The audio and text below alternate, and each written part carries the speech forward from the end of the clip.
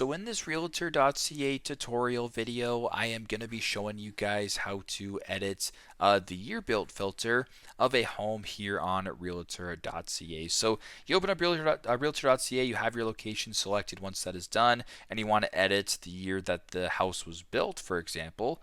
Go to the top right, press on filters. Once you're here, I want you to scroll down to where it says there's a bunch of different options here. There's property type, there's building. What you're going to actually do is select on building. Now, once you're done, so for example, if you want to look for houses for sale, but you want the year to be, let's just say 2020 and older, or 2020 and newer, I guess I should say. Where it says year built, do your minimum, then do your maximum, then go to the bottom and press on search.